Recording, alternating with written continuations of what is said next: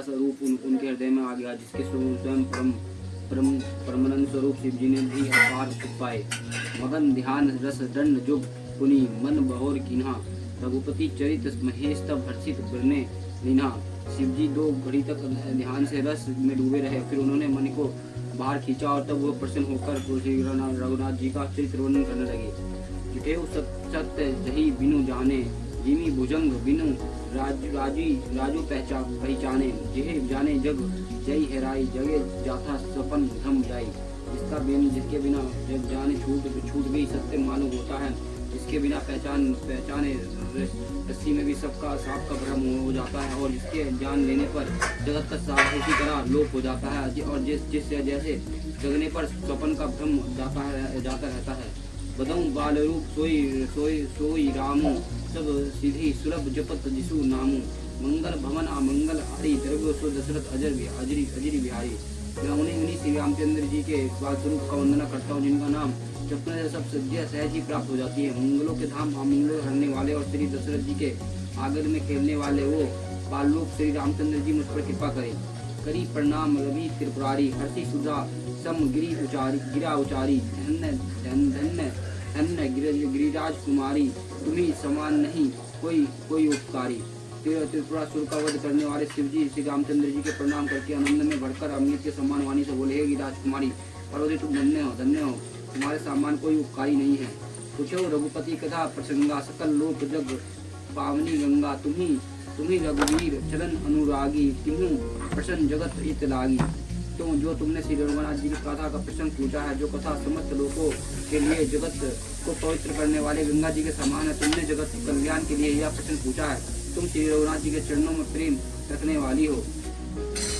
राम कृपा तो पार्वती सपने हूँ तब मन माही, शोक मोहे संदेह भ्रम मम विचारी कुछ कछु नाही।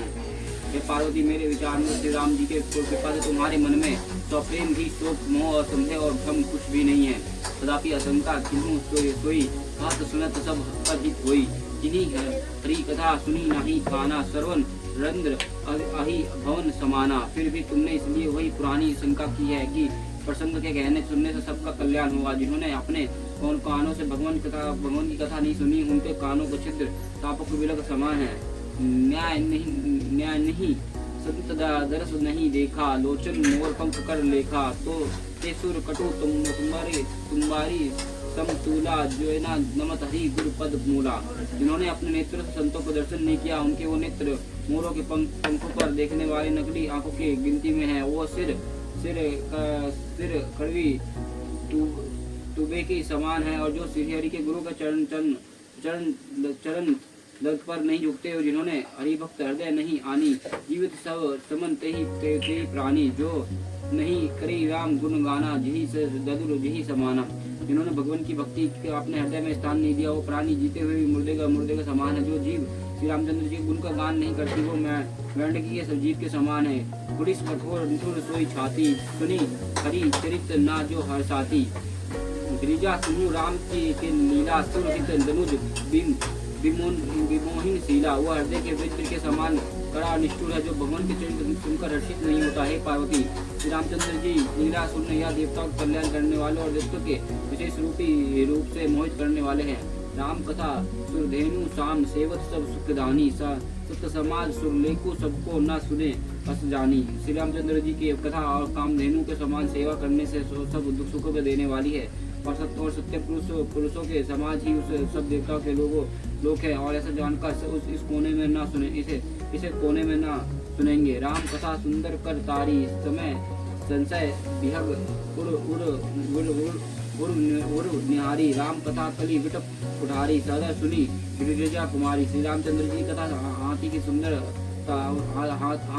ताली है, और जो संध्या रूपी पक्षी को उड़ा देती है। और फिर राम कथा कलनी के रूप में वर्षा काटने के लिए कुल्हाड़ी है। और गिरिराज कुमारी, तुम इसे आदर पूर्वक सुनो। राम नाम गुण चरित सुहाय, जन्म कर्म अगणित श्रुति गाय। जथा अनंत राम भगवाना, तथा कीर्ति गुण गाना। वेदों ने श्री रामचंद्र जी के सुंदर नाम गुण और चरित्र और कर्म सभी अनगिनत कहे। जिस प्रकार भगवान श्री रामचंद्र जी अनंत है, उसी तरह उनके सदा कीर्ति और गुण भी अनंत है।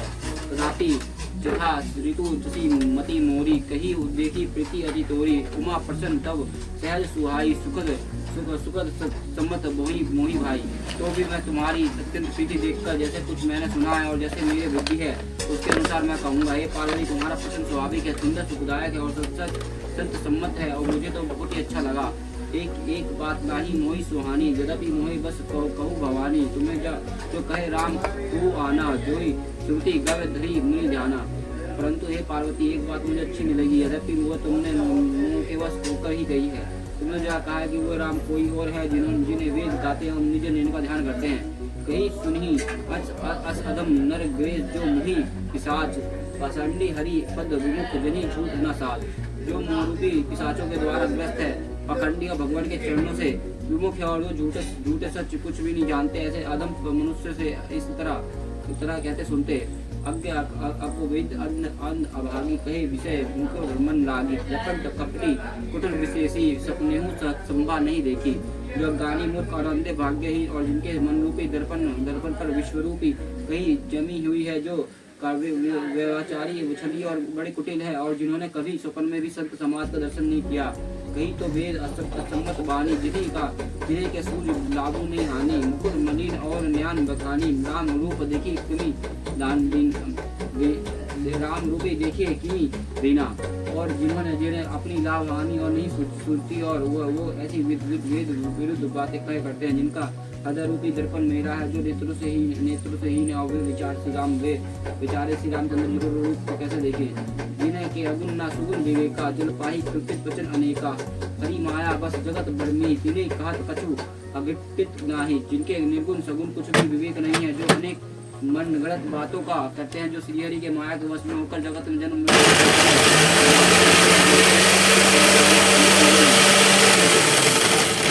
बतुर्भूत विवश मतवारे, ते नहीं विलोक वचन विचारे, जिहि कीर्ति मोह